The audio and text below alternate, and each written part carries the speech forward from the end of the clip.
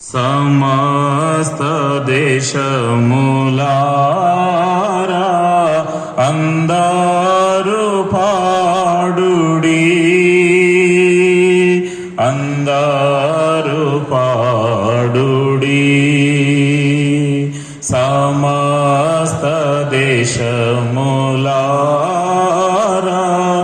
అందరూ పాడుడి,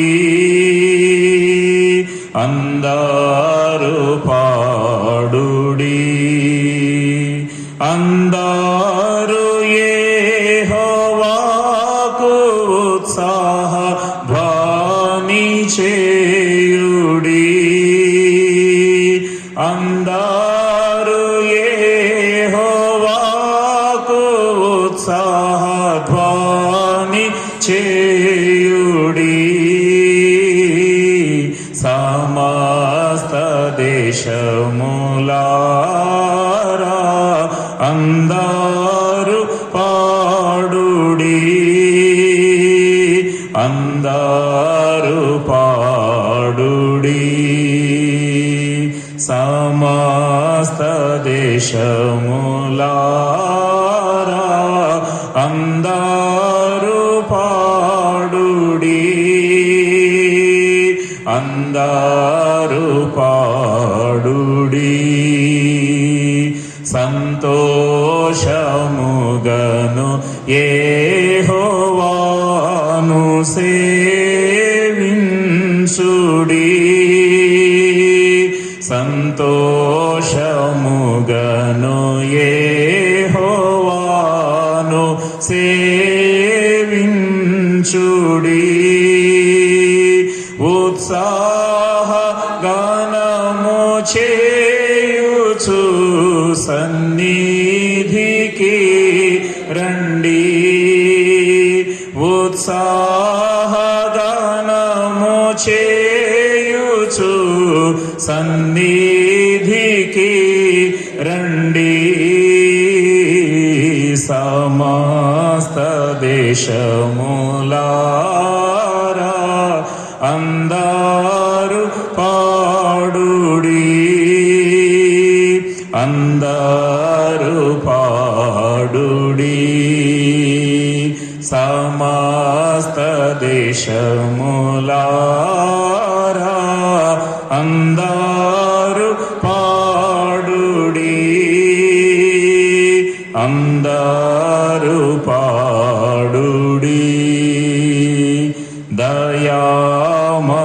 దయామయుండగు యెహోవా కృప నిత్యము,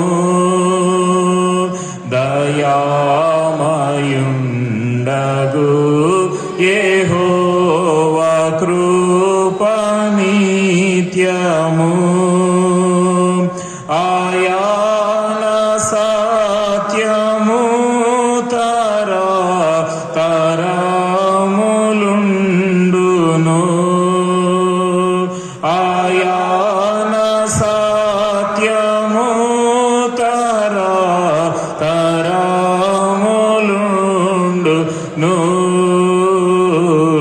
సమస్త దేశములారా అందరూ పాడుడి, అందరూ పాడుడి. సమస్త దేశములారా అందరూ పాడుడి, అందరూ పాడుడి. ప్రార్థన చేస్తున్నాం. ప్రేమగల తండ్రి, యేసు ప్రభు నామములో నీ పాదాలకు వందనాలు చెల్లిస్తూ ఉన్నాము. ఈ యొక్క బైబిల్ స్టడీ కొరకై చేరువచ్చినటువంటి బిడ్డలందరిని బట్టి దేవా నిన్ను స్తుతిస్తూ ఉన్నాము. ప్రభా, ఇంతవరకు పాటల సమయాన్ని మీరు అనుగ్రహించినందుకే నీకే వందనాలు. ఈ సమయంలో ప్రభా, నీ యొక్క వాక్యము ద్వారా మాకందరికీ కూడా నీ స్వరాన్ని వినిపించండి. దయగల తండ్రి, చేరువచ్చినటువంటి సంఘస్థులను బట్టి నిన్ను స్తుతిస్తూ ఉన్నాము. ఇంకా ఎవరైనా నీ ఏర్పాట్లో ఉంటే వారిని కూడా త్వరపెట్టి నడిపించమని ప్రార్థిస్తూ ఉన్నాం. నీ ప్రేమకు అప్పగించుకుంటూ వందన కృతజ్ఞతాస్తుతులు చెల్లించుకుంటూ బలహీనమైన దాసుడను నీ సిలువ చాటున దాచి ఉంచి ప్రభా మీరే నీ నోటి బోరగా నిలబెట్టుకొనుమని ఈ బైబిల్ స్టడీలో మీరే సహాయం చేయమని యేసు ప్రభు నామములో ప్రార్థించి వేడుకుంటున్నాము తండ్రి. ఆమేన్.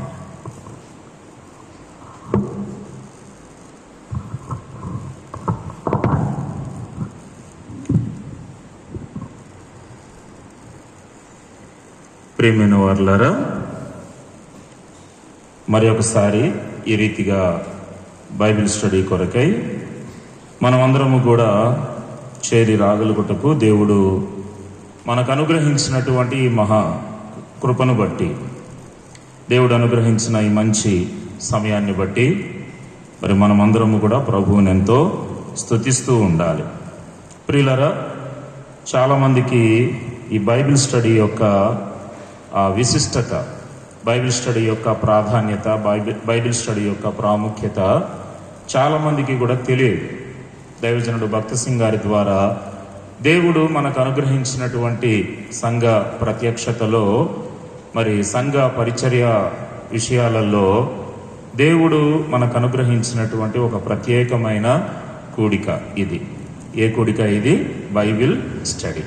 బైబిల్ స్టడీ కనుక ధన్యులు అనేటువంటి అంశం మీద మనము ప్రతి గురువారము కూడా బైబిల్ స్టడీని మనము కలిగి ఉంటున్నాం. ప్రియులారా, ధన్యులు అనేటువంటి అంశం మీద ఈరోజు ఎన్నో క్లాస్కి వచ్చాం మనము? చెప్పండి. 9th క్లాస్ కదా. 9వ క్లాస్కి మనము ఈ సమయంలో వచ్చి ఉన్నాం. గడిచినటువంటి క్లాసెస్ అన్నీ కూడా 8 క్లాసెస్ మనము ముగించుకుందాం. ప్రియులారా, ఒక టాపిక్ మనము తీసుకొని ఆ టాపిక్ని అనుసరించి మనము స్టడీ చేస్తూ ఉంటాం. దానినే బైబిల్ స్టడీ అని అంటారు. బైబిల్లో ఉన్నటువంటి ఒక టాపిక్ మనం తీసుకొని ఆ యొక్క టాపిక్ని అనుసరించి మనము స్టడీ చేస్తూ ఉంటాం. కొంతమంది ఒక పుస్తకాన్ని ఆధారంగా చేసుకొని స్టడీ చేస్తూ ఉంటారు. అంటే బైబిల్లో ఉన్నటువంటి 66 పుస్తకాలు ఉంటున్నాయి కదా, వాటిలలో ఒక పుస్తకాన్ని తీసుకొని ఆ రీతిగా బైబిల్ స్టడీ చేస్తూ ఉంటారు. కొంతమంది ఏమో ఒక టాపిక్ తీసుకొని మరి దాన్ని బైబిల్ స్టడీ చేస్తూ ఉంటారు. ఏది ఏమైనా సరే దేవుడు బైబిల్ స్టడీ ద్వారా ఆయా రీతులుగా మనలను ఆయన బలపరుస్తూ ఉంటాడు. కనుక దేవుని యొక్క వాక్యానుసారంగా మనము మరి ధ్యానించినటువంటి సంగతులు, ధన్యులు అనేటువంటి అంశం మీద మనము గతంలో చూసినటువంటి అంశాలు, ఒకసారి ఆ యొక్క లేఖనాలు మనం ఒకసారి చదువుకుందాం. ఎవరు ధన్యులు? దేవుని ప్రజలుగా మనం అందరము కూడా ఏదో నామకార్థమైనటువంటి జీవితాన్ని కలిగి ఉండటం ద్వారా దేవునికి మహిమ రాదు. కానీ మనం ఎలా గడపాలంటే, మనం ఎలా జీవించాలి? ధన్యులుగా జీవించాలి. ధన్యులుగా జీవించాలి. కాబట్టి హెబ్రోను ప్రార్థనా మందిరములో ఈ యొక్క సమయంలో చేరి వచ్చినటువంటి మన జీవితంలో మనము దేవుని ఎదుట ధన్యకరమైనటువంటి జీవితాన్ని కలిగి ఉండగలిగినట్లుగా మన జీవితాలు ప్రభువుకు ప్రతిష్ఠ చేసుకోవాలి. ఎవరు ధన్యులు? మొదటి అంశంగా మనం చూసాము. ఒకసారి చదువుకుందామా? యోహాను వ్రాసినటువంటి ప్రకటన గ్రంథము 1వ అధ్యాయము 3వ వచనం. ఎవరు ధన్యులు అనంటే చదవండి. ప్రకటన గ్రంథము 1వ అధ్యాయం 3వ వచనములో, సమయము సమీపించినది గనుక ఈ ప్రవచన వాక్యములు చదువువాడును వాటిని విని ఇందులో వ్రాయబడిన సంగతులను గైకొనువారును ధన్యులు. చూసారా?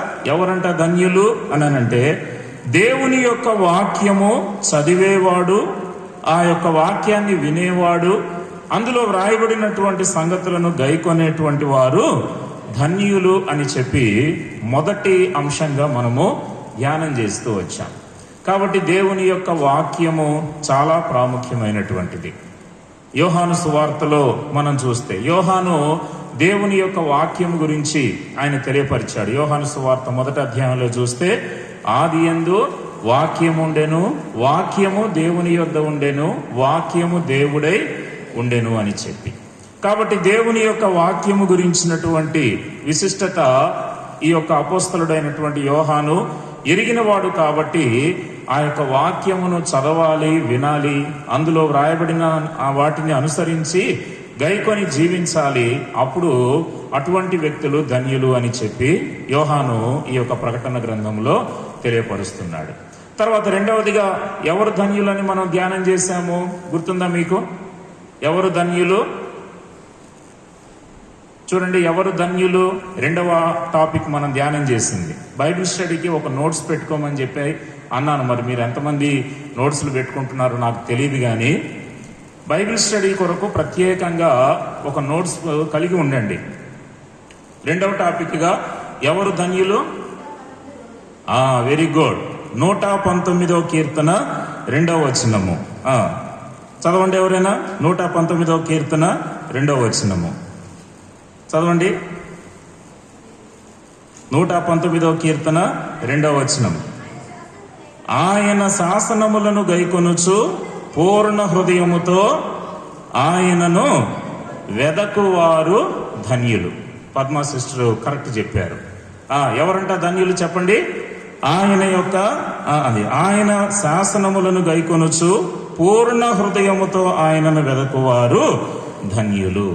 కనుక మొదటిదిగా దేవుని వాక్యము విని, దేవుని వాక్యము చదివి, దేవుని వాక్యమును గైకొని జీవించేవారు ధన్యులైతే, రెండవదిగా పూర్ణ హృదయముతో ఆ దేవుణ్ణి వెదకేటువంటి వారు ధన్యులు. అయితే మూడవది మనము ఇప్పుడు ధ్యానం చేస్తూ ఉన్నాం. మూడవదిగా ఎవరు ధన్యులు అని అంటేనంటే, చూడండి, సామెతల గ్రంథములో 28వ అధ్యాయము 14వ వచనము. మనము దీని గురించి కొన్ని సంగతులు ఆల్రెడీ గడిచిన క్లాసులో మనం నేర్చుకుందాం.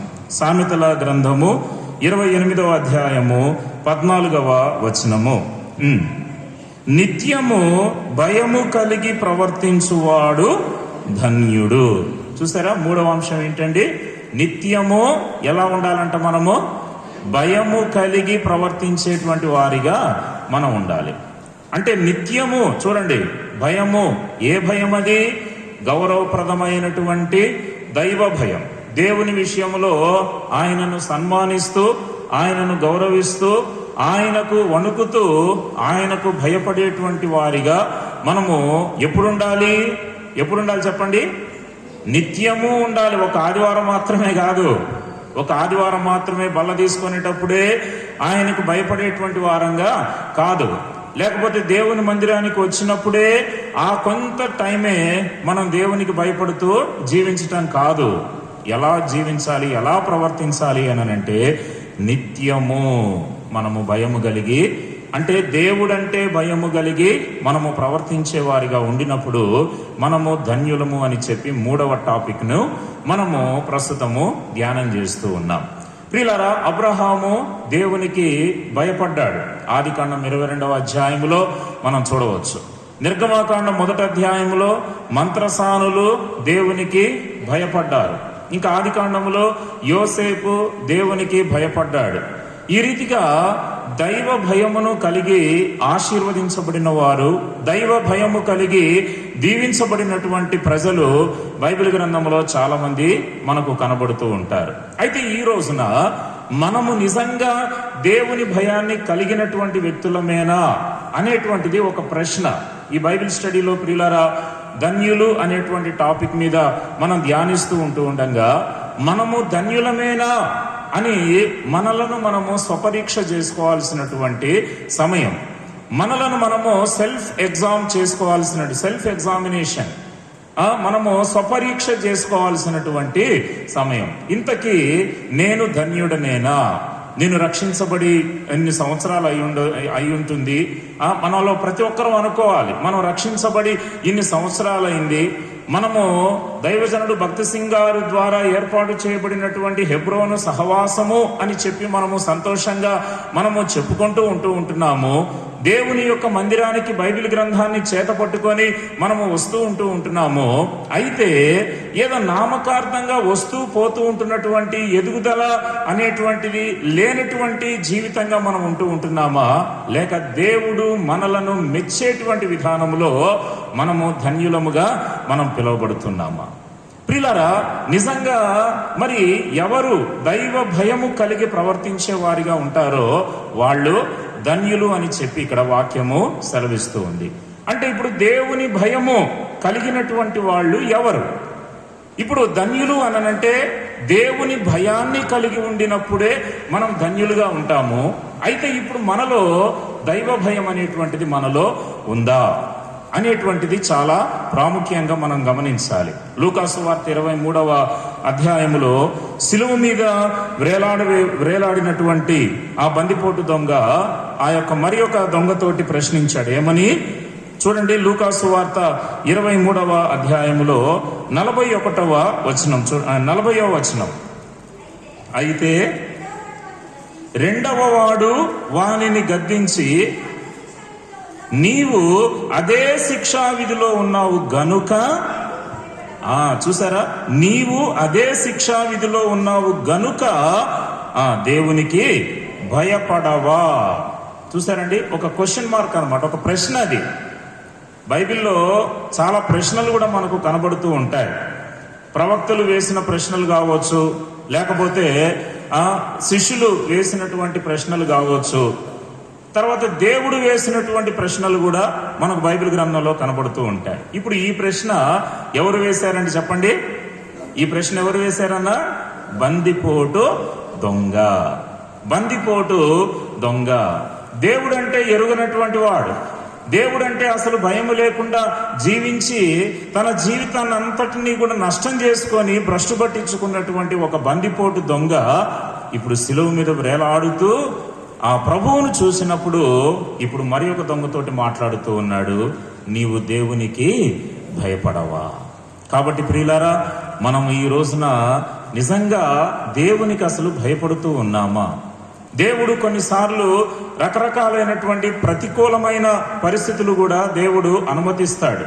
కారణం ఏంటి అనంటే ఆ ప్రతికూలమైనటువంటి పరిస్థితులలో మనము ప్రవేశించినప్పుడు, ఆ ప్రతికూలమైనటువంటి పరిస్థితులు మనకు సంభవించినప్పుడు కనీసం అప్పుడైనా దైవ భయముతోటి మనము ముందుకు వస్తామా అనేటువంటిది ఆయన యొక్క ఆశ.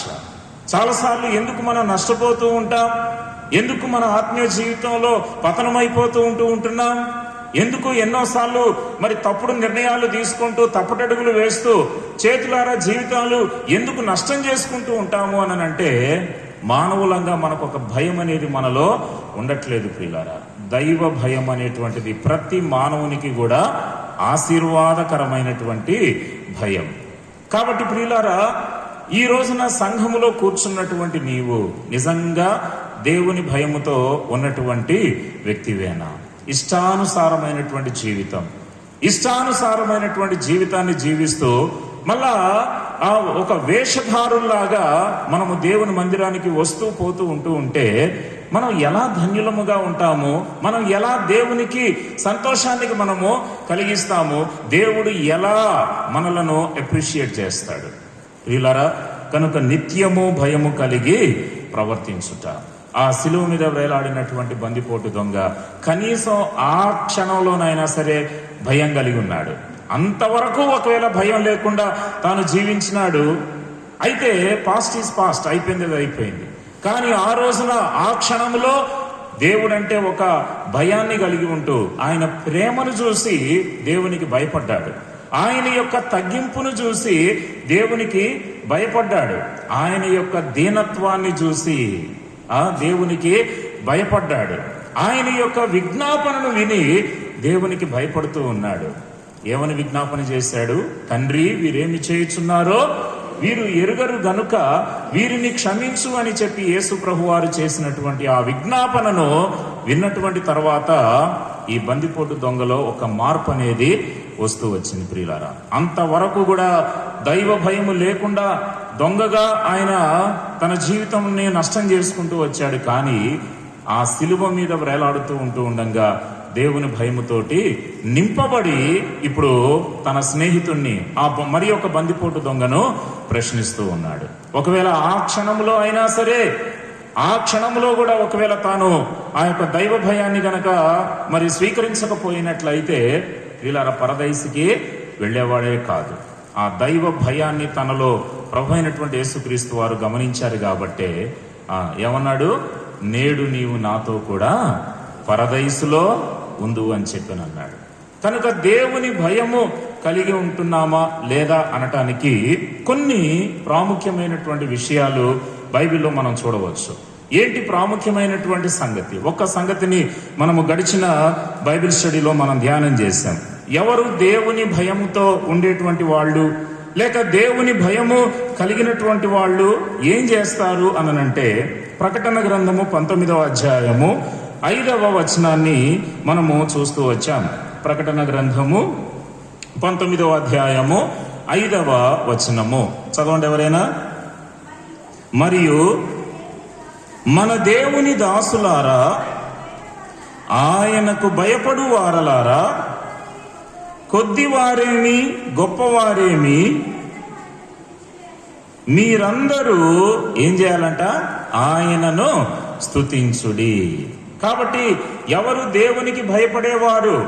ఈరోజు కూర్చున్నటువంటి మనలో, ఇక్కడ చేరువచ్చినటువంటి మనలో, దేవుని సన్నిధిలో ఇప్పుడు ఉన్నటువంటి మనలో, బైబిల్ స్టడీకి వచ్చినటువంటి మనలో ఎవరైతే ఆరాధించే వారిగా ఉంటారో, ఎవరైతే స్తుతించేటువంటి వారిగా ఉంటారో, ఎవరైతే ఆ ప్రభువును స్తుతించి ఆ ఘనపరిచేటువంటి వారిగా ఉంటారో, వారిలో ఏమున్నట్లంటే చెప్పండి, దైవ భయం. కాబట్టి కొద్దివారేమి గొప్పవారేమి మీరందరూ ఏం చేయాలి? నిజంగా మీలో దైవ భయం అనేటువంటిదే గనక నిజంగా మనలో గనక ఉంటే మనం ఏం చేయాలనంటే, ప్రప్రథమంగా మొదటగా ఆయనను మనము స్తుతించేటువంటి ప్రజలంగా మనము ఉండగలగాలి. కాబట్టి ప్రియులారా, ఇది మొదటి అంశంగా మనం చూస్తూ వచ్చాం. అయితే మరికొన్ని విషయాలు మనము ఈ రోజున బైబిల్ స్టడీలో మనం చూసుకుందాం. ఎవరు దైవ భయమును కలిగినటువంటి వారు అంటే, నిజంగా దైవ భయము ఉన్నటువంటి ప్రజలకు ఉండవలసినటువంటి వాక్యానుసారమైనటువంటి క్యారెక్టర్స్, లక్షణాలు ఏంటి అనేటువంటివి మనం గమనించినట్లయితే చూడండి. 2వ లక్షణంగా దైవ భయముతో ఉన్నటువంటి వారి యొక్క 2వ లక్షణం ఏంటి అనంటే, ప్రకటన గ్రంథములోనే 14వ అధ్యాయం, ప్రకటన గ్రంథము 14వ అధ్యాయము 7వ వచనము, ప్రకటన గ్రంథము 14వ అధ్యాయము 7వ వచనము చదవండి ఎవరైనా.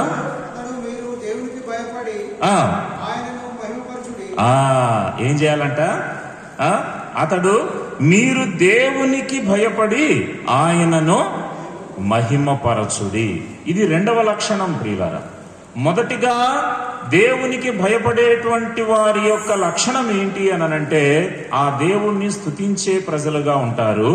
2వ లక్షణం ఏంటంటే, వారు ఆయనను ఏం చేస్తారంట, ఇక్కడ మహిమపరిచేటువంటి ప్రజలుగా ఉంటారు. మహిమపరిచేటువంటి ప్రజలుగా ఉంటారు. ఈ రోజున నిజంగా ఇప్పుడు ఒకసారి మనం జ్ఞాపకం చేసుకుందాం, ఆలోచన చేద్దాం. మనము నిజంగా దేవుని భయమును కలిగి ఉన్నటువంటి ప్రజలముగా మనం ఉంటున్నాము అనంటే, ఖచ్చితంగా మన ద్వారా దేవుడు ఏం కావాలి చెప్పండి? మహిమ పొందాలి. దేవుడు మనలను బట్టి మహిమపరచబడినప్పుడే మనలో నిజంగా దైవ భయము కలిగి ఉన్నట్లు. భయము గురించి మరి గడిచినటువంటి బైబిల్ స్టడీలో మిగిలిన లాంగ్వేజెస్ లో కూడా తెలియజేశాను. గుర్తున్నాయా ఎవరికైనా? హెబ్రూ భాషలో భయము అంటే ఏమంటారని చెప్పాను. హెబ్రూ భాషలో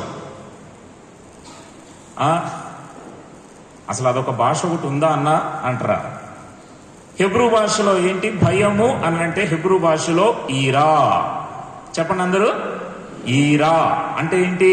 భయము. భయము. తర్వాత గ్రీకు భాషలో భయము అని అంటే ఫోబోస్. పలకండి. ఫోబోస్. పలకండి అమ్మ అందరూ. కొంచెం గట్టిగా పలకండి. మధ్యాహ్నం అన్నం తిన్నారుగా మీరు? తిన్నారు కదా, ఉపవాసం ఏమన్నా ఉన్నారా? ఏమంటారు? ఫోబోస్ అంటే ఏంటి? గ్రీకు భాషలో భయము అని అనటానికి ఫోబోస్ అని చెప్పానని అంటారు. తర్వాత లాటిన్ భాషలో టీమోర్ అనండి. ఈరా పలకండి. ఈరా, ఫోబోస్, టీమోర్ అంటే ఏంటంట? హెబ్రూ భాషలో, గ్రీకు భాషలో, లాటిన్ భాషలో భయము అని పలకటానికి ఆ యొక్క పదాలు అవి. సరే ప్రియులారా, ఇప్పుడు దైవ భయముతో ఉండేటువంటి వాని యొక్క రెండవ లక్షణము ఏంటి అని అంటే, వారందరూ కూడా ఏం చేయాలి? దేవునిని మహిమపరచాలి. ప్రియులారా, ఈ రోజున మనలను బట్టి ప్రభువుకు మహిమ కలుగుతుందా? మనలను బట్టి మనకు మహిమ వస్తుందా? మనలను బట్టి మనుషులకు మహిమ పోతుందా? మనలను బట్టి సృష్టికి మహిమ పోతూ ఉందా? లేక మనలను బట్టి ఆ సృష్టికర్తకు మహిమ వెళుతుందా అనేటువంటిది మనము జ్ఞాపకం చేసుకోవాలి. ప్రియులారా, ఎవరిలో దైవ భయం ఉంటుందో వారు ఖచ్చితంగా వారు దేవుణ్ణి మహిమపరుస్తారు. చూడండి, కొరింథీయులకు రాసిన మొదటి పత్రిక 6వ అధ్యాయం. కొరింథీయులకు రాసిన మొదటి పత్రిక 6వ అధ్యాయము 20వ వచనము చదవండి. అపోస్తలుడైన పౌలు కొరింథీయులకు రాసిన మొదటి పత్రిక 6వ అధ్యాయం 20వ వచనం. విలువ పెట్టి కొనబడిన వారు గనుక మీ దేహముతో దేవుని మహిమపరచుడి. ఎందుకంటే మనం మహిమపరచాల్సింది అనంటే, మనము ఎటువంటి ప్రజలము అనంటే విలువ పెట్టి కొనబడిన ప్రజలము. దేవుడు మనల్ని విలువ పెట్టి కొన్నాడు. అంటే ఆయన మనకు పెట్టినటువంటి విలువేంటి? ఎందుకు మనము ఆయనను మహిమపరచాలి? ఎందుకు మనము ఆయనను మహిమపరిచే వారిగా ఉండాలి అనంటే, ఆయన మనలను కొన్నాడు కాబట్టి. ఎలా కొన్నాడు? ఈ మాట మనము పేతురు రాసినటువంటి మొదటి పత్రికలో కూడా మనం చూడవచ్చు. చూడండి, పేతురు రాసినటువంటి మొదటి పత్రిక మొదటి అధ్యాయములో మొదటి అధ్యాయము 18వ వచనము 19వ వచనము. పితృపారంపర్యమైన మీ వ్యర్థ ప్రవర్తనను విడిచిపెట్టునట్లుగా, చూడండి, వెండి బంగారముల వంటి క్షయ వస్తువుల చేత మీరు విమోచింపబడలేదు గాని అమూల్యమైన రక్తము చేత, అనగా నిర్దోషమును నిష్కళంకమునగు గొర్రెపిల్ల వంటి క్రీస్తు రక్తము చేత విమోచింపబడితిరని మీరు ఎరుగుదురు గదా. కాబట్టి మనలను విమోచించాడు, మనలను కొన్నాడు. ఎలా కొన్నాడు? మనలను కొనటానికి ఆయన పెట్టినటువంటి విలువ ఏంటి? ప్రియులారా, అమూల్యమైన తన రక్తము, అమూల్యమైనటువంటి రక్తము, నిర్దోషమైనటువంటి రక్తము, నిష్కళంకమైనటువంటి ఆ యొక్క రక్తము చేత దేవుడు మనలను విమోచించాడు. కాబట్టే, దేవుడు మనలను కొన్నాడు. కాబట్టే ఇప్పుడు మన దేహముతో దేవుణ్ణి ఏం చేయాలి? మహిమపరచాలి. చాలా మంది అంటూ ఉంటారు కదా, నేను మందిరానికి రాకపోయినా సరే నాలో ఎప్పుడూ దేవుడు ఉంటాడు అని అంటూ ఉంటారు. నా ఆత్మలో దేవుడు ఉంటాడండి. నేను మందిరానికంటే రాను గాని, మందిరానికంటే నాకు కుదరదు గాని, నేను ఎక్కడికి పోయినా సరే ప్రార్థన చేసుకొని పోతానండి. మందిరానికంటే రావటానికి వీలు పడట్లేదు గాని నేను ఏం పని చేసినా సరే ప్రార్థన చేసుకునే చేస్తానండి. ప్రియులారా, నువ్వు మందిరానికి రాకుండా దేవుని యొక్క సన్నిధి యొక్క ప్రాముఖ్యతను నీవు గుర్తించకుండా, నీ దేహమును మందిరానికి నువ్వు తీసుకురాకుండా, ప్రియులారా, నువ్వు అసలు ఎలా దేవుణ్ణి మహిమపరుస్తావు? చూడండి, అందుకని ఏమన్నాడు? దేహముతో దేవుణ్ణి ఏం చేయాలి? మహిమపరచాలి. ఈ దేహము బ్రతికితే 70 ఏళ్ళు బ్రతుకుతుంది, అధిక బలం ఉంటే 80 ఏళ్ళు బ్రతుకుతుంది. ఏదో ఒక రోజున ఖచ్చితంగా చనిపోవాల్సిందే. కానీ ఈ దేహము రేపో మాపో చనిపోవాల్సినటువంటి ఈ దేహముతో దేవుడు ఏం కోరుకుంటున్నాడంట? ఆయనకు మహిమ రావాలి అని చెప్పి ఆశిస్తూ ఉన్నాడు. కానీ ఈ రోజున నిజంగా మన దేహము, మన యొక్క ఈ దేహము, మన శరీరము ప్రభువును మహిమపరచగలుగుతుందా? ఎప్పుడు మహిమపరచగలుగుతుంది అని అంటే మనలో నిజంగా దైవ భయం అనేది మనలో ఉన్నప్పుడు. యోహాను సువార్తలో చూడండి 2వ అధ్యాయములో 11వ వచనాన్ని మనం గమనిస్తే, యోహాను సువార్త 2వ అధ్యాయము 11వ వచనములో, గలిలయలోని కానాలో యేసు ఈ మొదటి సూచక క్రియను చేసి తన మహిమను బయలుపరిచెను. ఏం బయలుపరిచాడండి? యేసు ఈ మొదటి సూచక క్రియను చేసి తన మహిమను బయలుపరిచాడు. అక్కడ తెలుసు మనకు, అక్కడ సంఘటన ఏంటి అనేటువంటిది, కానా అనేటువంటి ఊరిలో ఒక విందు జరుగుతుంది. వివాహ విందు అనేటువంటిది జరుగుతుంది. అన్ని పదార్థాలు కూడా ఉన్నాయి. కానీ ఏమైపోయిందమ్మా, అక్కడ ద్రాక్షారసము అయిపోయింది. ఎందుకు వచ్చింది ఆ పరిస్థితి? ద్రాక్షారసము అయిపోవాల్సినటువంటి పరిస్థితి ఎందుకు వచ్చింది అని అంటే, ద్రాక్షారసము అయిపోయినటువంటి ఆ తరుణములో పరిచారకులు, తర్వాత యేసు తల్లి అయినటువంటి మరియమ్మ గారు ఎలా ప్రవర్తించారో ఇదంతా కూడా మనకి తెలుసు. యేసు తల్లి ఏమన్నారు? పరిచారకులను చూసి, ఆయన మీతో చెప్పునది చేయండి, ఆయన మీతో చెప్పునది చేయండి, ఆయన ఏం చెప్తే అది చెయ్యండి. అదే రీతిగా ఆ మాటకు కట్టుబడి యేసు ప్రభు ఏం చెప్తే అది వాళ్ళు చేశారు. ఆ తర్వాత నీటిని దేవుడు ద్రాక్షారసముగా మార్చాడు. అయితే ప్రియులారా, ఇప్పుడు అసలు అంటే ఆ సంఘటన ఎందుకు దేవుడు అనుమతించాడు? ఆ యొక్క పారాగ్రాఫ్ లో ఆ విషయాలను దేవుడు ఎందుకు అనుమతించాడు? ద్రాక్షారసం అయిపోయి అందరినీ కలవరబెట్టాలనేటువంటిది దేవుని ఉద్దేశము కాదు. ద్రాక్షారసం అయిపోతే అందరినీ కూడా నిరాశపరచాలి అనేటువంటిది దేవుని యొక్క సంకల్పము కాదక్కడ.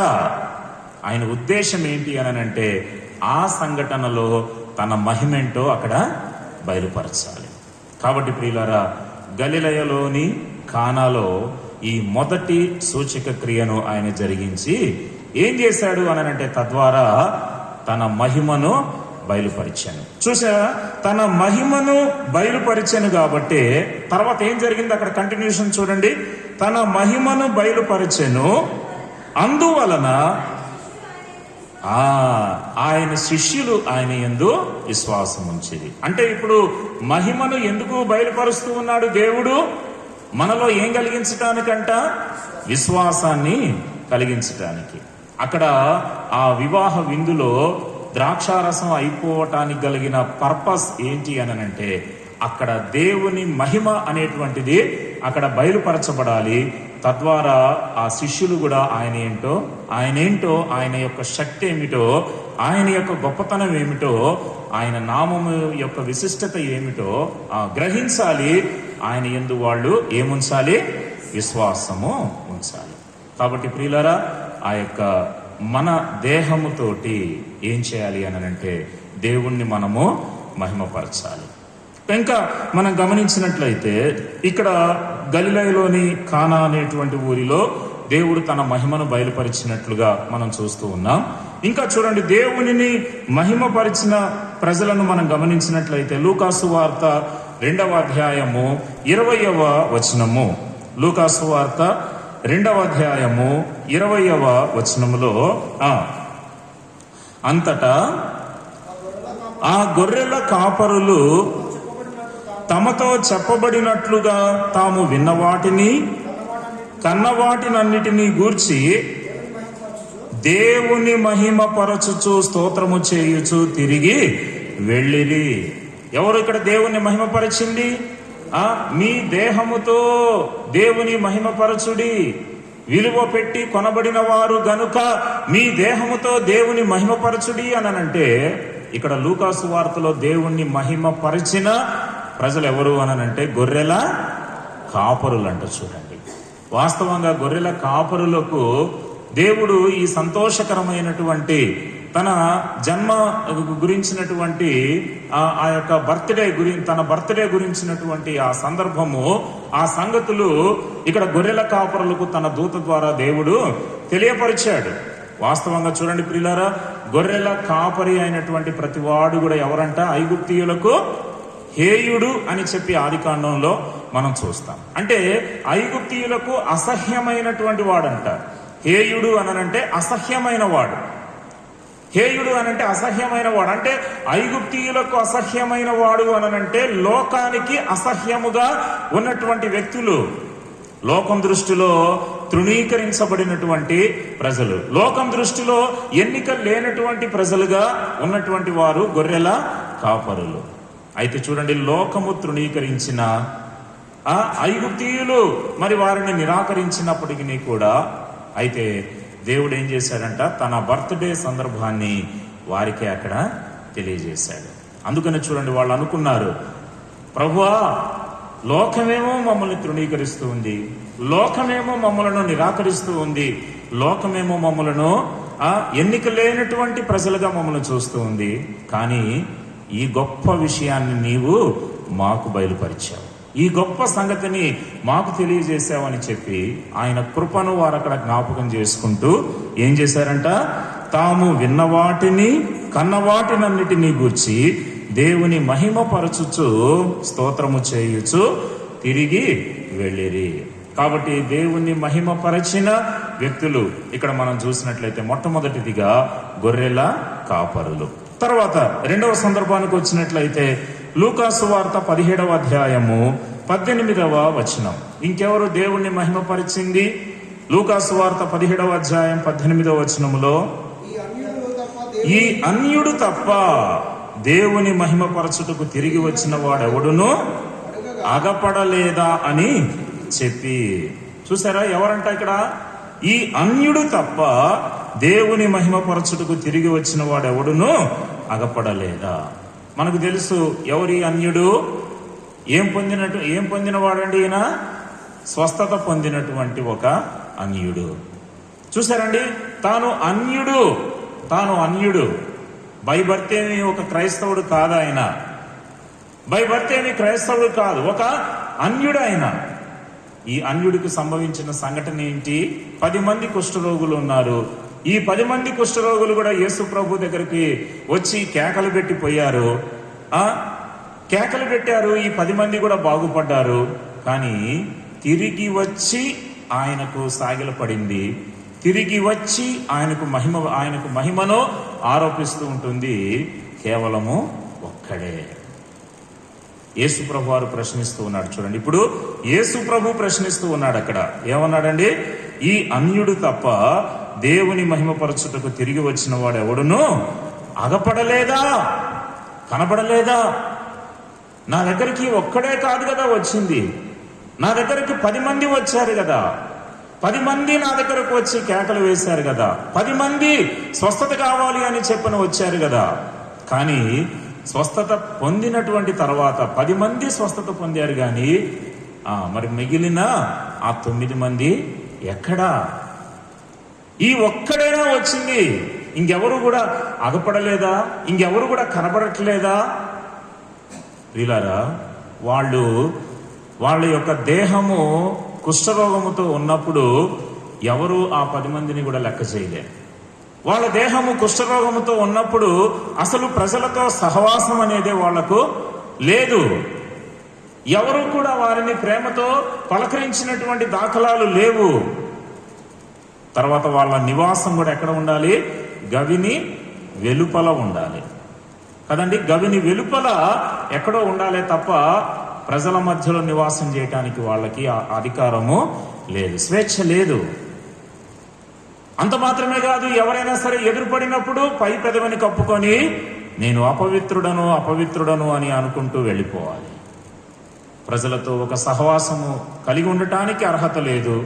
ప్రియులారా, ఈ రీతిగా తృణీకరించబడి ఒక అపవిత్రమైనటువంటి వ్యక్తులుగా వాళ్ళు ఎంచబడి వాళ్ళు అలా ఉంటూ ఉంటే ఎవ్వరూ కూడా వాళ్ళను ప్రేమించలేదు. కానీ యేసు ప్రభు మాత్రము స్వస్థత కలిగిస్తే, చూడండి, యేసు ప్రభు స్వస్థపరిస్తే ఇప్పుడు ఏం చేస్తున్నారు?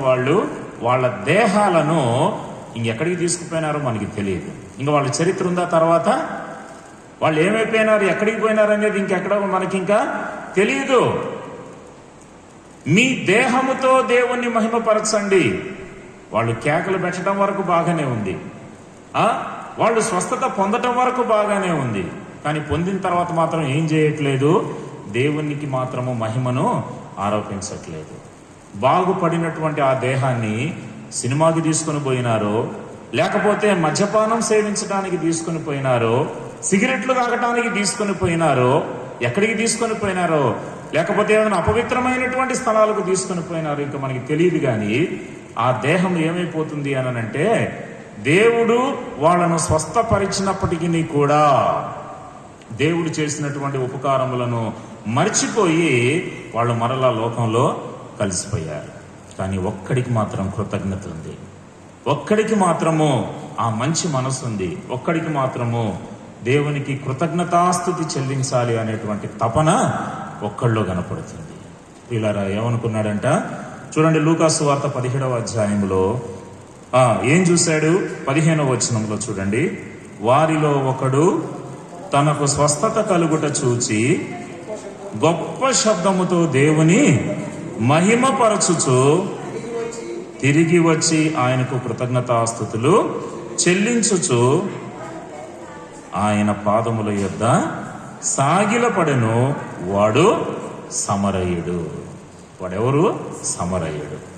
యోహాను 4వ అధ్యాయం ప్రకారంగా, యోహాను సువార్త 4వ అధ్యాయం ప్రకారంగా అసలు యూదులకు సమరయులతో సాంగత్యమే లేదు, ఉండదు. కానీ ఈయన సమరయుడే. కానీ ప్రియులరా, యూదా గోత్రపు సింహముగా ఉన్నటువంటి ఆ ప్రభువును, ఆ ప్రభు అయినటువంటి యేసుక్రీస్తు వారిని తాను గ్రహించగలిగాడు. ఆయన మెస్సియా అని చెప్పి గ్రహించగలిగాడు. స్వస్థత కలుగుట చూశాడు. ఒకప్పుడు నా పరిస్థితి ఏంటి, ఇప్పుడు నా పరిస్థితి ఏంటి, ఒకప్పుడు నా యొక్క అపవిత్రత ఏంటి, ఇప్పుడు నాకు కలిగిన స్వస్థత ఏంటి, ఇదంతా కూడా గమనించాడు. స్వస్థత కలుగుట చూచి చూడండి దేవుణ్ణి మహిమపరచాలని చెప్పి అనుకున్నాడు. ఎలా మహిమపరిచాడు? గొప్ప శబ్దముతో దేవుని మహిమపరచుచు తిరిగి వచ్చి ఆయనకు కృతజ్ఞతాస్తుతులు చెల్లించుచు ఆయన పాదముల యొద్ద సాగిలపడ్డాడంట. ఆయన పాదముల యొద్ద సాగిలపడాడు. సాగిలపడటం అనంటే సాష్టాంగ నమస్కారం చేయడం. ప్రభువుకు సంపూర్ణంగా చూడండి, తన దేహాన్ని ఏం చేసుకున్నాడు? సంపూర్ణంగా తన దేహాన్ని ఆయన పాదముల యొద్ద పడవేసుకుంటున్నాడు. ఆయన పాదములకు అర్పించుకుంటున్నాడు, ఆయన పాదములకు సమర్పించుకుంటున్నాడు. సాగిలపడి అంటే తన దేహాన్ని సాష్టాంగ నమస్కారం చేసి తన దేహాన్ని ఆ రీతిగా సాష్టాంగ నమస్కారపు అనుభవంలోనికి తీసుకొని వచ్చి ప్రభు అయినటువంటి యేసుక్రీస్తు వారిని అక్కడ మహిమపరుస్తున్నాడు. యేసు ప్రభువుకు తన దేహముతో ఇప్పుడు ఏం ఆరోపిస్తున్నాడు? అక్కడ మహిమ ఆరోపిస్తున్నాడు. కానీ బాగుపడ్డారు, స్వస్థత పొందారు. మిగిలిన 9 మంది మాత్రం కృతజ్ఞత అనేది లేదు. ప్రియులారా, గొర్రెల కాపరులు ప్రభువును మహిమపరిచినటువంటి వారు, తర్వాత ఇక్కడ స్వస్థత పొందినటువంటి కుష్ఠరోగి ప్రభువును మహిమపరచగలిగిన వాడు. తర్వాత ఇంకా మనం గమనించినట్లయితే చూడండి, లూకాసు వార్త 18వ అధ్యాయములో, లూకాసు వార్త 18వ అధ్యాయము 43వ వచనము. వెంటనే వాడు చూపు పొంది దేవుని మహిమపరచుచు ఆయనను వెంబడించెను. ప్రజలందరూ అది చూచి దేవుని స్తోత్రము చేసిరి. ఎవరండి ఇక్కడ? వెంటనే వాడు చూపు పొంది దేవుని మహిమపరచుచు ఆయనను వెంబడించెను. ఇక్కడ ఒక గ్రుడ్డివాడు చూపు పొందినటువంటి తర్వాత దేవుని ఏం చేశాడు? మహిమ పరిచాడు. గ్రుడ్డివాడు ఎవరైనా, ఈయన పేరేంటి?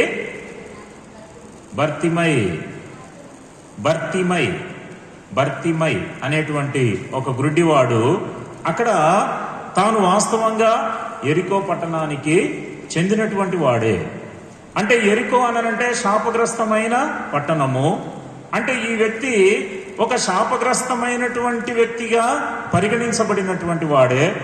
కానీ గమనించండి ప్రియులారా, ఈ వ్యక్తి తాను యేసు ప్రభు గురించి కేకలు వేశాడు. ఏమన్నాడు? 38వ వచనంలో, అప్పుడు వాడు, యేసు దావీదు కుమారుడా నన్ను కరుణించుమని కేకలు వేశాడు. ఊరకుండుమని ముందర నడుచుచుండిన వారు గద్దించిది. అయితే మరి ఏం చేశాడంట? గద్దించారు కదా అని చెప్పేసేసి మౌనం అయిపోలేదు. గద్దించారు కదా అని చెప్పేసేసి కామైపోలేదు. ప్రియులారా, తనలో ఒక దృఢ సంకల్పం, తనలో ఒక కోరిక ఏంటంటే ఎలాగైనా సరే నేను చూపును పొందాలి. దేవుని ద్వారా నువ్వు అద్భుతాలు రుచించాలి అని అంటే, దేవుని ద్వారా నీవు అద్భుతాలు గమనించాలి అని అంటే, దేవుని యొక్క ఆశీర్వాదములను నీవు స్వతంత్రించుకోవాలి అని అంటే అందరూ నీకు సహకరిస్తారని చెప్పి ఎప్పుడు నువ్వు అనుకోవద్దు. నీ చుట్టూ ఉన్న వాళ్ళు నీకు సహకరిస్తారని ఎప్పుడు కూడా నువ్వు అనుకోవద్దు. నీకు వ్యతిరేకమైనటువంటి వ్యక్తులు కూడా వచ్చే అవకాశం ఉంటుంది. ఇప్పుడు చూడండి, ఈయన ఎంతో వేదనతో ఏం చేశాడు? యేసు దావీదు కుమారుడా నన్ను కరుణించుమని కేకలు వేసినప్పుడు నిజంగా చూడండి, అక్కడ ఉన్నటువంటి వాళ్ళు ఏం చేశారమ్మా? గద్దించారంట. ఊరకుండుమని చెప్పి జనులు వానిని గద్దించారు. అయ్యో పాపం అనుకున్నవాడు ఎవరైనా ఉన్నారా? అయ్యో పాపం ఎంతగా కేకలు పెడుతున్నాడే, ఏంటి పాపం ఈయన దీన పరిస్థితి అని అనుకున్నవాడు కనీసం ఒక్కడు కూడా లేడు. ప్రియులారా, అందరు కూడా ఏమనుకున్నారంటే గద్దిస్తూ ఉన్నారు. ఊరకుండుమని జనులు వానిని గద్దించారు కదా అని చెప్పేసేసి తాను ఆ యొక్క కేకలు ఆపలేదు, కేకలకు ఫుల్ స్టాప్ పెట్టలేదు. కానీ కేకలు ఏం చేశాడు? ఇంకా ఎక్కువ కేకలు చేశాడంట, మరి ఎక్కువగా కేకలు వేశాడు. నిజంగా దేవుని మహిమపరిచేటువంటి వాడు ఎలా ఉంటాడు అని అంటే ప్రియులారా, ప్రజల గురించి ప్రజల వైపు చూడడు. ప్రజలు నన్ను గద్దిస్తున్నారా, ప్రజలు నన్ను మెచ్చుకుంటున్నారా, ఇవన్నీ కాదు మనకు ప్రాముఖ్యంగా కావాల్సింది ఏంటి అని అంటే నువ్వు దేవుని దగ్గర నుంచి కరుణించబడాలి. తన ఆశ అదే, దేవుని దగ్గర కరుణను పొందాలి, తనలో ఉన్నటువంటి అంధత్వాన్ని తొలగించుకోవాలి, దేవుని ద్వారా చూపు పొందాలి, స్వస్థతను పొందాలి అని చెప్పని ఆశించి ఏం చేశాడు? కేకలను మరి ఎక్కువ చేశాడు, కానీ తక్కువ చేయలేదు. మరి ఎక్కువగా కేకలు వేసినప్పుడు అక్కడ జరిగిన అద్భుతం ఏంటి అని అంటే, మరి ఎక్కువగా దావీదు కుమారుడా నన్ను కరుణించుమని కేకలు వేసెను. అంతటా యేసు నిలిచి వానిని తన యొద్దకు తీసుకొని రమ్మనేను. యేసు ఏమైపోయాడన్నా? నిలిచిపోయాడంటమ్మా. యేసు నిలబడిపోయాడు. తన జర్నీ అక్కడికి స్టాప్ చేసేసాడు. అంటే ఒక్కసారి కొంచెం గ్యాప్ తీసుకున్నాడు అక్కడ. యేసు ప్రభువారు వెళ్తూ ఉంటే ఈయన కేకలు విని జనులు గద్దించినప్పటికీ కూడా మరి ఎక్కువగా కేకలు వేస్తూ ఉంటే ఆ కేకలను దాటుకొని యేసు ప్రభు వెళ్ళలేకపోయాడు. ఏమైపోయాడంట అక్కడ? యేసు ప్రభువు నిలిచిపోయాడంట. నిజంగా ప్రియులారా, యెహోషువ ప్రార్థన చేస్తే సూర్యుడు నిలిచిపోయాడు, చంద్రుడు నిలిచిపోయాడు. కానీ బర్తిమయి కేకలు పెడితే ఎవరు నిలిచిపోయారు? యేసు ప్రభువే నిలిచిపోయాడంట. చూడండి, యేసు ప్రభువే నిలిచిపోయాడు. యెహోషువ ప్రార్థనకి సృష్టి నిలిచిపోయింది, కానీ బర్తిమయి ప్రార్థనకి సృష్టికర్తయే నిలిచిపోయాడు. ఏం ప్రార్థన అండి అది! ఆ వర్డ్ భలే పెట్టాడు లూకా భక్తుడు అక్కడ. లూకా హీ వాజ్ ఎ డాక్టర్. ఆయన ఒక వైద్యుడు, ఆయన డాక్టర్ పనిచేసేవాడు లూకా. చూడండి, యేసు నిలిచి ఏమన్నాడంట? వానిని తన యొద్దకు తీసుకుని రండి అని చెప్పన్నాను. ఇప్పుడు గద్దించిన వాళ్ళు కూడా మౌనంగా ఉండిపోవాల్సిందే. ఎందుకు? యేసు ప్రభువే వానిని ఆహ్వానిస్తూ ఉన్నాడు. చూడండి ఇప్పుడు తర్వాత ఏం జరిగింది. వాడు దగ్గరకు వచ్చినప్పుడు ఆయన నేను నీకేమి చేయగోరుచున్నావని అడుగగా వాడు ఏమన్నాడంట? ప్రభువా చూపు పొందగోరుచున్నాను అని అన్నాడు.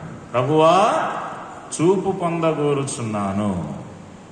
చూశారండి, తనకు ఏది అవసరమో ఏది అక్కరో సరి అయినటువంటి అవసరత అక్కడ తాను యేసు ప్రభు వారికి తెలియజేశాడు. ప్రభువా నేను చూపు పొందాలని చెప్పి కోరుచున్నానయ్యా. యేసు ప్రభు బాగు చేశాడు. వెంటనే వాడు చూపు పొంది దేవుని మహిమపరచుచు ఆయనను ఏం చేశాడు? వెంబడించాడు. కాబట్టి ఈ భర్తిమయి అనబడినటువంటి ఈ యొక్క గ్రుడ్డివాడు చూపు పొందినటువంటి తరువాత యేసు ప్రభుని ఏం చేశాడు? తన దేహముతో మహిమ పరుస్తూ ఉన్నాడు. గొర్రెల కాపరులు దేవుని మహిమపరిచారు. గొర్రెల కాపరులు దేవుని మహిమపరిచారు. ఆ యొక్క స్వస్థత పొందినటువంటి కుష్ఠరోగి దేవునిని మహిమపరిచాడు. అంటే మహిమపరిచాడు అనంటే అక్కడ వాళ్ళు చేసిన పనులేంటి, అది మనము ప్రాముఖ్యంగా తెలుసుకోవాలి. గొర్రెల కాపరులు మహిమపరచుచు ఏం చేశారు? లూకాసు వార్త 2వ అధ్యాయంలో చూడండి. లూకాసు వార్త 2వ అధ్యాయంలో మహిమపరిచేటువంటి వాళ్ళు ఏం చేశారంట? లూకాసు వార్త 2వ అధ్యాయము 20వ వచనములో, అంతటా గొర్రెల కాపరులు తమతో చెప్పబడినట్టుగా తాము విన్న వాటిని కన్న వాటినన్నిటినీ గూర్చి దేవుని మహిమపరచుచు స్తోత్రము చేయుచు తిరిగి వెళ్ళిరి. దేవునిని మహిమపరచుచు స్తోత్రం చేశారు, ప్రభువుని స్తోత్రం చేశారు. ఇప్పుడు ఈ యొక్క కుష్ఠరోగి స్వస్థత పొందినటువంటి తర్వాత మహిమపరచుచు ఏం చేశాడు? లూకాసు వార్త 17వ అధ్యాయము 16వ వచనం. లూకా 17:16, గొప్ప శబ్దముతో దేవుని మహిమపరచుచు తిరిగి వచ్చి ఆయనకు కృతజ్ఞతాస్తుతులు చెల్లించుచు ఏం చేశాడు? మహిమపరచుచు ఏమయ్యాడంట? ఆయన పాదముల యొద్ద సాగిలపడ్డాడు. గొర్రెల కాపరులు దేవుని మహిమపరచుచు స్తోత్రం చేశారు దేవుణ్ణి. తర్వాత ఈ కుష్ఠరోగి స్వస్థత పొందినటువంటి తర్వాత దేవునిని మహిమపరుస్తూ ఆయన పాదముల యొద్ద సాగిలపడ్డాడు. మూడవదిగా మనము భర్తిమయి గురించి మనం చదువుకున్నాం. వెంటనే వాడు చూపు పొంది దేవుని మహిమపరచుచు ఏం చేశాడంట? లూకా 18:43లో, వెంటనే వాడు చూపు పొంది దేవుని మహిమపరచుచు అది ఆయనను వెంబడించాను. అంటే మహిమపరచటము అనంటే మహిమపరచుచు స్తోత్రం చేయాలి. గొర్రెల కాపురుల వలె ఆ కుష్ఠరోగి స్వస్థత పొందినటువంటి తర్వాత చేసినట్లుగా మహిమపరచుచు ఆయన పాదముల యొద్ద సాగిలపడాలి. అంటే సంపూర్ణంగా అప్పగించుకోవాలి. మూడోది ఏంటి? భర్తిమయిలాగా ఏం చేయాలంట? మహిమపరచుచు ఆయనను వెంబడించాలి. మహిమపరచుచు ఆయనను వెంబడించాలి. వెంబడించిన తర్వాత ఏం జరిగింది అనంటే ప్రజలందరూ అది చూచి దేవుని స్తోత్రం చేశారు. ఏం చూసి స్తోత్రం చేశారు అంటే వాళ్ళు చూసినటువంటి విషయాలలో జరిగిన విషయాలు ఏంటి? వాడు కేకలు వేయటం చూశారు, తర్వాత జనులు గద్దించటాన్ని చూశారు, తర్వాత మరి ఎక్కువగా వీడు కేకలు వేయటం చూశారు. ఆయన కేకలకి ఆ యొక్క దేవుడే ఆగిపోవటాన్ని చూశారు, ఆశ్చర్యపోతూ ఉన్నారు. అరే వీడు కేకలు పెడుతూ ఉంటే యేసు ప్రభు నిలబడిపోయాడు అనంటే వీడి కేకలు మామూలు కేకలు కావు. అందరూ కూడా ఆశ్చర్యపోయారు. ఇప్పుడు యేసు ప్రభు స్వస్థత కలిగించటాన్ని చూశారు. ఇప్పుడు చూడండి, ఇవన్నీ జరిగిన తర్వాత వీడేం చేశాడంట? ఈ గుడ్డివాడు ఆయనను మహిమపరచుచు ఆయనను వెంబడించాడు. అది చూసిన తర్వాత ప్రజలందరూ కూడా దేవుణ్ణి ఏం చేస్తున్నారు? స్తోత్రం చేస్తున్నారు. వీళ్ళరా దేవునిని మహిమపరిచేటువంటి వాడిని చూసి ప్రజలు ఏం చేయాలంట? దేవుణ్ణి స్తోత్రం చేయాలంట. ఒక చోట ఏమని రాయబడిందండి? మిమ్మును బట్టియే నా నామము అన్యజనుల మధ్య దూషించబడుతుంది అని అంటున్నాడు. ఈ భర్తిమయి బట్టి ఏం జరిగింది? అక్కడ దేవుని నామము స్తోత్రించబడింది, స్తుతించబడింది, ఆరాధించబడింది, గణపరచబడింది, మహిమపరచబడింది. కానీ మనలను బట్టి ప్రియులారా దేవుని నామము దూషించబడుతుందేమో ఒకసారి జ్ఞాపకం చేసుకుందాం. దేవుని మహిమపరిచేటువంటి వాడు ఆయనను వెంబడించగలిగినప్పుడు ప్రజలందరూ కూడా అది చూసి ఆ యొక్క దేవుణ్ణి స్తుతించగలుగుతారు. నీ జీవితాన్ని చూసి ప్రజలందరూ కూడా ఏం చేయాలి? దేవుణ్ణి కొనియాడాలి, దేవుణ్ణి ఆరాధించగలగాలి, దేవుణ్ణి స్తుతించగలగాలి. నీ జీవితాన్ని చూసి అలా ఉందా మన జీవితము? ఆయనను వెంబడిస్తే ఉంటది. ఆయనను మహిమపరుస్తూ ఆయనను వెంబడిస్తూ నువ్వు ముందుకు కొనసాగుతూ ఉంటే ఖచ్చితంగా ప్రజల మధ్య ఆ సాక్ష్యాన్ని మనము నిలబెట్టుకోగలుగుతాం. తర్వాత చూడండి, ఇంకా ఈ గుడ్డివాడు దేవుని మహిమపరచుచు ఆయనను వెంబడించాడు. ఓకే. తర్వాత ఇంకా చూడండి, రోమీయులకు రాసినటువంటి పత్రిక 4వ అధ్యాయము 21వ వచనం. రోమీయులకు రాసిన పత్రిక 4వ అధ్యాయము 21వ వచనము. ఏం చేశాడు? దేవుని మహిమపరచి ఆయన వాగ్దానము చేసిన దానిని నెరవేర్చుటకు సమర్థుడని రూఢిగా విశ్వసించి విశ్వాసము వలన బలము నొందెను. ఎవరండి ఈ వ్యక్తి? ఇక్కడ పౌలు ఎవరి గురించి చెప్తున్నాడు? అబ్రహాము గురించి చెప్తూ ఉన్నాడు. అబ్రహాము దేవుణ్ణి ఏం చేశాడు? మహిమపరిచాడు. అబ్రహాము నిరీక్షణ కలిగి ఏం చేశాడు? దేవుణ్ణి నమ్మాడు. నిరీక్షణకు ఆధారము లేనప్పుడు కూడా నిరీక్షణ కలిగి దేవుణ్ణి అబ్రహాము నమ్మాడు.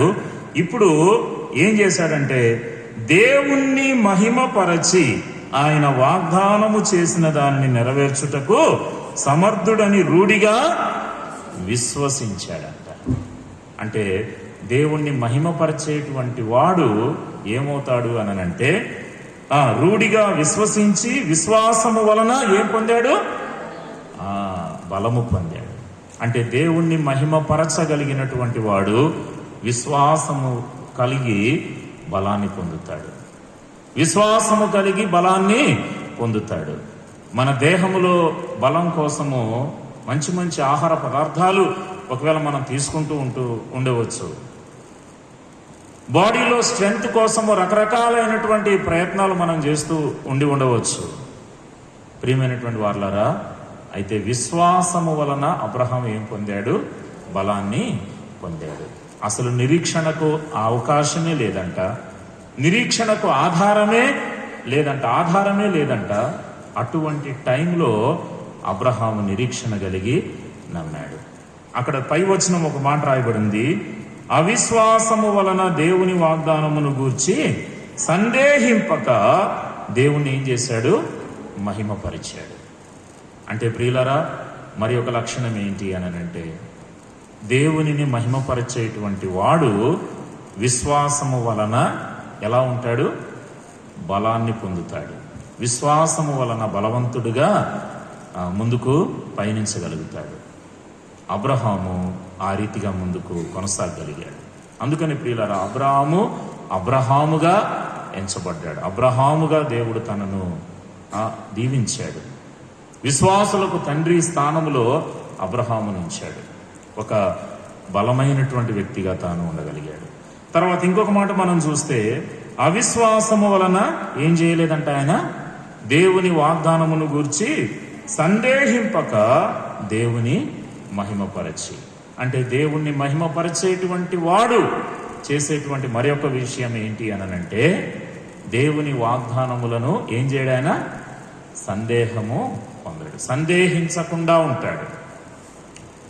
ఎవరైతే దేవుణ్ణి మహిమపరచగలుగుతారో వారు దేవుని వాగ్దాన విషయంలో సందేహము ఉండదు. వాళ్లకు వాగ్దానం తీసుకున్నటువంటి తర్వాత సందేహిస్తున్నావు అనంటే, వాగ్దానం తీసుకున్న తర్వాత అనుమానిస్తున్నావు అనంటే నువ్వు దేవుని యొక్క శక్తి ఏంటో నువ్వు గుర్తించట్లే, నువ్వు దేవుని యొక్క మహిమేంటో గుర్తించట్లే, దేవుణ్ణి మహిమపరిచే వ్యక్తివి కావు. కానీ అబ్రహాం అలా ఉండలేదు. నిరీక్షణకు ఆధారము లేనప్పుడు దేవుని వాగ్దానాన్ని స్వతంత్రించుకుంటూ ముందుకు వెళ్ళాడు. ఇస్సాకుతో అన్నాడు, నేను నీకు తోడై ఉండి నిన్ను ఆశీర్వదించేదను. వాస్తవంగా ఆ సంవత్సరం అక్కడ కరువు ఉంది, వాటర్ సోర్స్ అనేదే లేదు, అసలు అక్కడ కరువు ఉంది. కానీ విశ్వాసము వలన బలాన్ని పొందాడు. తన తండ్రి ఏ రీతిగా తన విశ్వాసాన్ని కాపాడుకోగలిగినాడో ఆ రీతిగా ఇస్సాకు కూడా ఆ యొక్క అధ్యాయంలో, ఆదికాండములో 26వ అధ్యాయంలో మనం గమనించినట్లయితే విశ్వాసముతోటి విత్తనం వేశాడు, 100 ఫలాన్ని పొందగలిగాడు. కనుక ప్రియులారా, దేవునిని మహిమపరచగలిగేవాడు దేవుని వాగ్దానములను ఏం చేయడు? సందేహించడు, రూఢిగా విశ్వసించాడంట. కాబట్టి ప్రియులారా, ఎవరు ధన్యులు అననంటే నిత్యము భయము కలిగి ప్రవర్తించువాడు ధన్యుడు. అయితే ఆ భయము కలిగి ఉండేటువంటి వారిలో ఉండే లక్షణాలు ఏంటి అననంటే మనం చూసినవి, మొట్టమొదటిగా భయమును కలిగినటువంటి వాడు దేవునిని స్తుతించగలగాలి. రెండవ లక్షణము ఈ రోజున మనం ధ్యానం చేశాం, భయము కలిగినటువంటి వాడు దేవుణ్ణి మహిమపరచాలి. గొర్రెల కాపరులు దేవుణ్ణి మహిమపరచుచు ఆయనను స్తోత్రము చేశారు. రెండవది, స్వస్థత పొందినటువంటి కుష్ఠరోగి దేవునిని మహిమపరచుచు ఆయన పాదముల యొద్ద సాగిలపడ్డాడు. మూడవది, చూపు పొందినటువంటి ఆ గుడ్డివాడు బర్తిమై దేవుని మహిమపరచుచు ఆయనను వెంబడించాడు. తర్వాత నాలుగవదిగా మనం చూస్తూ వచ్చాం, అబ్రహాము దేవుణ్ణి మహిమపరిచి ఏం చేశాడు? విశ్వాసము వలన బలము పొందాడు. ఐదవ మాట, అబ్రహాము యొక్క అనుభవంలోనే మనం చూస్తే దేవుని మహిమపరుస్తూ దేవుని వాగ్దానములను సందేహించలేదు. దేవుని వాగ్దానములను రూఢిగా నమ్మాడు. ప్రియులారా, ఈ ఐదంతల అనుభవాలు ఎప్పుడైతే మన జీవితంలో మనం కలిగి ఉంటామో అప్పుడు మన జీవితంలో ఒక ఇండికేషన్ ఏంటి అని అంటే మనం దేవుణ్ణి ఏం చేస్తున్నట్లు? మహిమపరుస్తూ ఉన్నట్లు. ఎప్పుడైతే ఈ ఐదంతల అనుభవాలు మనలో ఉంటాయో అప్పుడు దేవుణ్ణి మనం మహిమపరుస్తూ ఉన్నట్లు. ఆ మహిమపరిచేటువంటి అనుభవాన్ని బట్టి మనము దైవ భయాన్ని కలిగినటువంటి ప్రజలంగా, తద్వారా ధన్యులుగా దేవుడు మనలను తీర్చిదిద్దుతూ ఉంటాడు. కాబట్టి ఈ రోజున మనం జ్ఞాపకం చేసుకుందాం, మనము దేవుణ్ణి మహిమపరచగలుగుతున్నామా? ఒక వ్యక్తి ఉన్నాడు, ఆ మాట చదువుకొని మనం ముగించుకుందాం. అపోస్తలుల కార్యముల గ్రంథములో 12వ అధ్యాయము 23వ వచనం. అపోస్తలుల కార్యములు 12:23లో అతడు దేవుని మహిమ పరచనందున వెంటనే ప్రభుదూత అతని మొత్తెను గనుక పురుగులు పడి ప్రాణము విడిచాను. ఎవరి వ్యక్తి? హేరోదు. చూడండి, మహిమపరిచిన గొర్రెల కాపరులు, మహిమపరిచిన కుష్ఠరోగి స్వస్థత పొందిన తర్వాత మహిమపరచుట, మహిమపరిచిన బర్తిమై, మహిమపరిచిన అబ్రహాము. కానీ మహిమ పరచని హేరోదు ఉన్నాడు. ఇక్కడ మహిమ పరచలేదు. అతడు దేవుని మహిమ పరచనందున వెంటనే ప్రభుదూత అతని మొత్తెను గనుక పురుగులు పడి ప్రాణము విడిచాను. ఏం జరిగిద్దమ్మా? దేవుణ్ణి మహిమపరచకపోతే ఏం పట్టుకుంటాయి మనల్ని? ఏం పడతాయంట మనకి?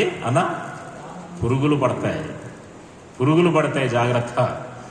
పురుగులు పడి ప్రాణం పోతుంది. దేవుని దూత మనల్ని మొత్తుతాడు, పురుగులు పడతాయి, ఆ తర్వాత ప్రాణం కూడా పోతుంది.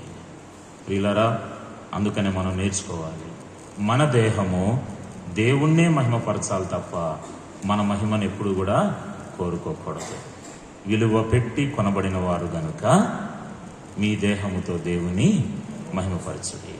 కనుక మహిమ పరచని హేరోదు వలె ఉండి నష్టపోకుండా మహిమపరచిన గొర్రెల కాపురల వలె, ఆ స్వస్థత పొందిన కుష్ఠరోగి వలె, ఆ గ్రుడ్డివాడుగా ఉండి చూపు పొందిన బర్తిమై వలె, అబ్రహాము వలె మహిమ పరచగలిగి దేవుని భయాన్ని కలిగినటువంటి వ్యక్తులుగా మనము ఉండగలగాలి. అప్పుడు ఎవరమవుతాం మనం? చెప్పండి. నిత్యము భయము కలిగి ప్రవర్తించువాడు ధన్యుడు. ఆ మాట చదువుకొని ముగించుకుందాం. సామెతల గ్రంథం 28వ అధ్యాయము 14వ వచనం. సామెతల గ్రంథం 28:14లో నిత్యము భయము కలిగి ప్రవర్తించువాడు ధన్యుడు, హృదయమును కఠినపరచుకునేవాడు కీడులో పడును.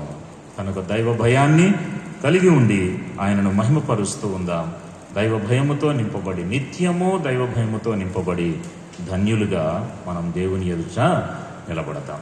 ఆ రీతిగా దేవుడు మనలను చూసి ధన్యుడు అని చెప్పి మన గురించి ఆయన అప్రిషియేట్ చేయగలగాలి. ఆ రీతిగా మన ఆత్మీయ జీవితాలు ప్రభువుకు అర్పించుకుందాం. ప్రార్థన